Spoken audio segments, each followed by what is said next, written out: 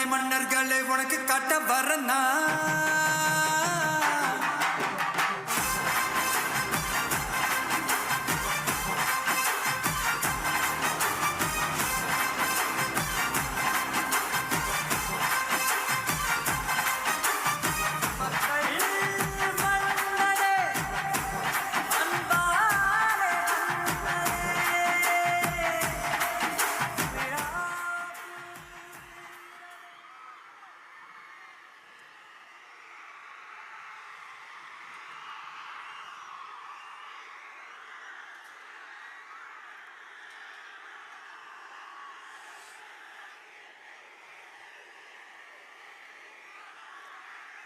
என் நெஞ்சில் குடியிருக்கும்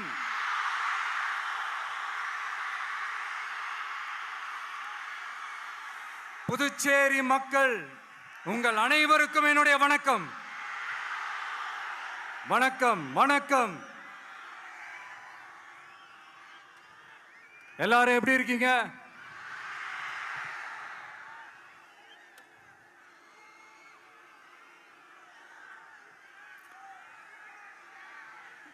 இந்த ஒன்றிய அரசுக்கு தான்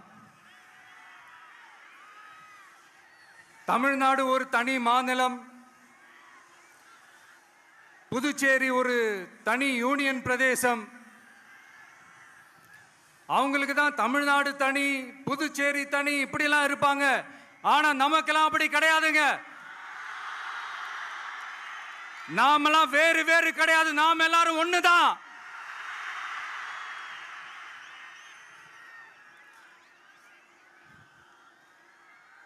தமிழ்நாடும் புதுச்சேரியும் தனித்தனியாக இருந்தாலும் நாம் எல்லாரும் ஒண்ணுதான். நாம் எல்லாரும் சொந்தம் தான்.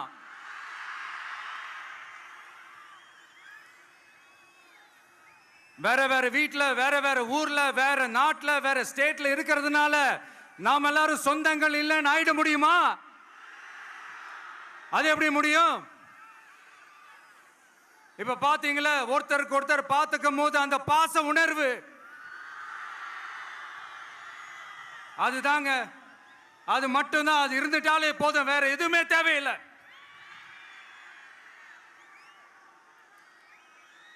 அதனால தமிழ்நாடு, புதுச்சேரி, கேரளா, கர்நாடகா, ஆந்திரா மட்டும் இல்ல, உலகத்துல எந்த மூலையில நம்ம வகைரா இருந்தாலும் அவங்க எல்லாருமே நம்மளோட உயிர் தான். அவங்க எல்லாருமே நம்மளோட உறவு தான்.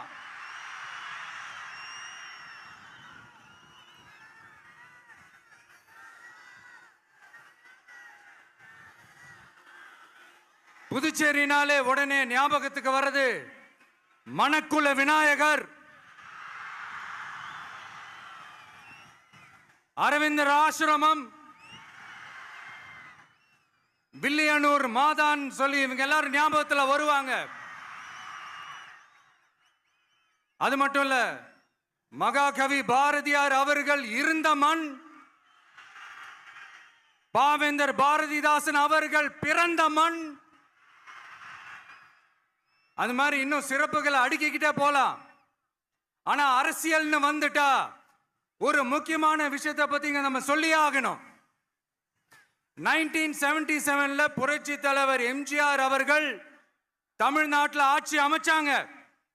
ஆனா அதுக்கு முன்னாடியே 1974லயே இங்க புதுச்சேரியில அவங்களோட ஆட்சி அமைஞ்சது. அதனாலதான் அப்பவே சொன்னாங்க, நமக்காக வந்தவர் எம்ஜிஆர், அவரை தமிழ்நாட்டில் மிஸ் பண்ணிடாதீங்கன்னு நமக்கு அலர்ட் பண்ணதே புதுச்சேரி தான். அப்படிப்பட்ட புதுச்சேரியை நம்மளால மறக்க முடியுமா? அது மட்டும் இல்ல, இங்க இருக்கிற மக்கள் தமிழ்நாடு மாதிரியே புதுச்சேரி மக்களும் என்ன கிட்டத்தட்ட ஒரு 30 வருஷமா என்ன தாங்கி பிடிச்சுக்கிட்டு இருக்கிறீங்க.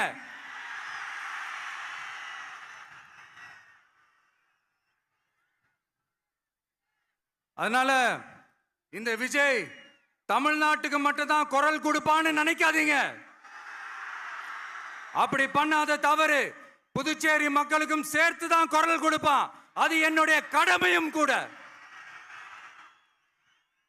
அதனாலதான் இங்க நீங்க ஃபேஸ் பண்ற பிரச்சனைகளை பத்தி இன்னைக்கு நான் பேசுறதுக்காக வந்திருக்கிறேன். அது மட்டும் இல்ல, இந்த புதுச்சேரி கவர்மெண்ட்டை பத்தி நாம சொல்லியே ஆகணும். இது டெஃபினட்டா தமிழ்நாட்டில் இருக்கிற மாதிரி நம்ம திமுக கவர்மெண்ட் மாதிரி கிடையவே கிடையாது. ஏன்னா வேற ஒரு அரசியல் கட்சி நடத்துற நிகழ்ச்சியாகவே இருந்தாலும் அந்த நிகழ்ச்சிக்கு தன்னெழுச்சியா வர நம்ம மக்களுக்கு பாதுகாப்பு கொடுத்து பாரபட்சமே காட்டாம இந்த கவர்மெண்ட் நடந்துகிட்டு இருக்கிறாங்க. அப்படிப்பட்ட இந்த புதுச்சேரி கவர்மெண்ட்டுக்கும் நம்ம புதுச்சேரி சிஎம் சார் அவர்களுக்கும் இந்த நேரத்தில் என்னுடைய மனப்பூர்வமான நன்றிகளை தெரிவிச்சுக்கிறேன்.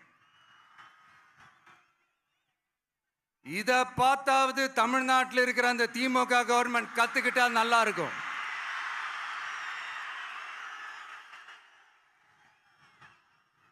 ஆனா அவங்க கத்துக்க மாட்டாங்க. பரவாயில்ல, வரப்போற எலெக்ஷன்ல 100% கத்துக்குவாங்க. அத நம்ம மக்கள் பார்த்துக்குவாங்க.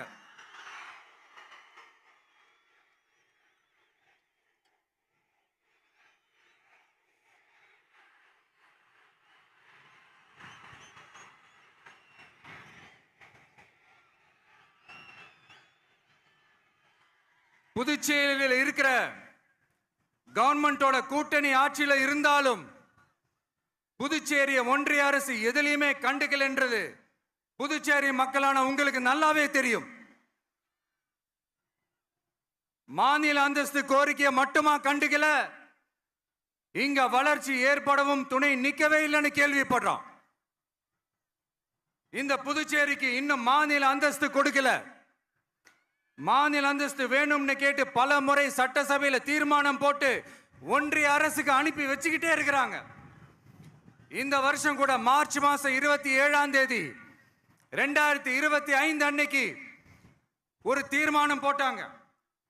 அது மாநில அந்தஸ்து வேணும்னு கேட்டு ஒன்றிய அரசுக்கு அனுப்புற 16வது தீர்மானம். புதுச்சேரி காரைக்கால் பகுதிகளில் மூடப்பட்ட 5 மில்கள், பல்வேறு தொழிற்சாலைகளை மீண்டும் திறக்கிறதுக்கு இதுவரைக்கும் ஒரு துரும்ப கூட கிள்ளி போடல. பல்லாயிரக்கணக்கான இளைஞர்களோட வேலை வாய்ப்புக்காக எதையுமே செய்யல. இங்க ஒரு ஐடி கம்பெனி உருவாகணும்ன்றது எண்ணமே இல்லை. அதை பத்தி யார் பேசினாலும் அது அவங்க காதல விழவே விழல. இங்க ஒரு அமைச்சரை ஊழல் குற்றச்சாட்டுல பதவி விட்டு நீக்கப்பட்டு அந்த இடத்துக்கு இன்னொருத்தரை நியமிச்சு 200 நாள் ஆச்சு. இன்னும் அவருக்கு ஒரு இலாக்காவே தரல. இந்த செயல் சிறுபான்மை மக்களை அவமானப்படுத்துறதுன்னு அந்த மக்களே சொல்றாங்க. புதுச்சேரியோட முக்கிய அங்கமாக இருக்கிற காரைக்கால், மாகே, ஏனாம் பகுதிகளில் எல்லாம் முன்னேற்றமே இல்லைன்னு அந்த பகுதி மக்கள் சொல்லிக்கிட்டே இருக்கிறாங்க. குறிப்பா காவிரியோட கடைமடை பகுதியான காரைக்காலை மொத்தமா கைவிட்ட மாதிரி தான் இருக்குது. இது எல்லாமே முன்னேற்றம் அடையணும். டூரிஸ்ட் பிளேஸ் ஆன புதுச்சேரியில போதுமான அளவு பார்க்கிங் வசதி இல்ல, போதுமான அளவு கழிப்பறை வசதி இல்ல.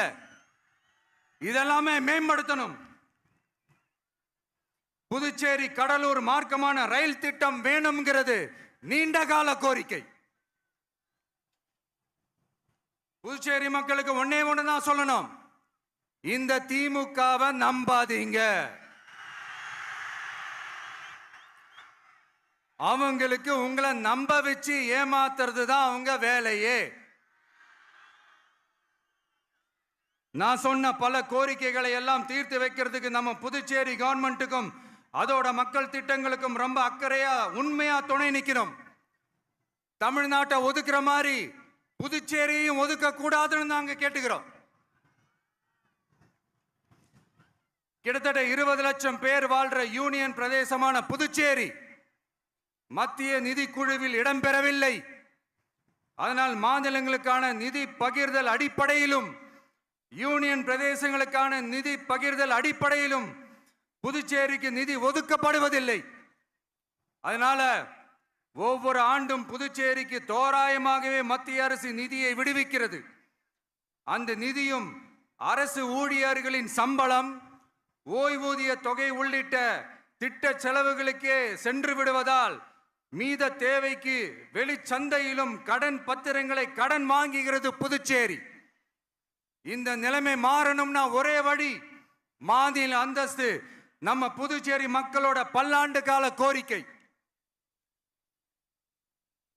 புதுச்சேரிக்கு போதுமான நிதி வரத்து இல்லாததுனால வெளியே கடன் வாங்க வேண்டியதா இருக்கு. புதுச்சேரியோட கடனை குறைச்சு தற்சார்பு பொருளாதாரத்தை வளர்த்தெடுக்க திட்டங்கள் வகுக்கப்பட வேண்டும்.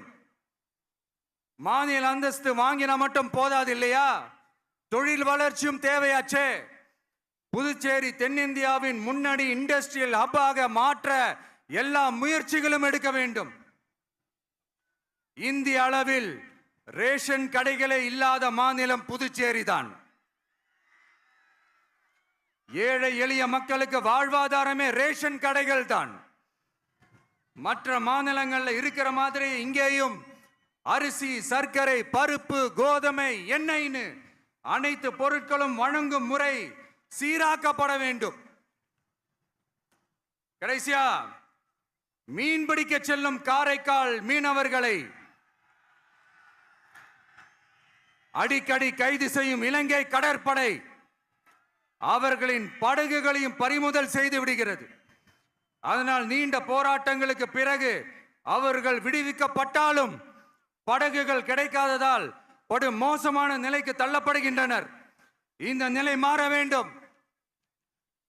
நான் மறுபடியும் சொல்றேன், இந்த விஜய் புதுச்சேரி மக்களுக்காகவும் எப்பவும் துணை நிற்பான். வரப்போற புதுச்சேரி தேர்தல் களத்துல நம்மளுடைய தமிழக வெற்றி கழகத்தின் கொடி பட்டொளி வீசி பறக்கும். கான்பிடென்டா இருங்க, நல்லதே நடக்கும், வெற்றி நிச்சயம். மீண்டும் சந்திக்கும் வரை நன்றி.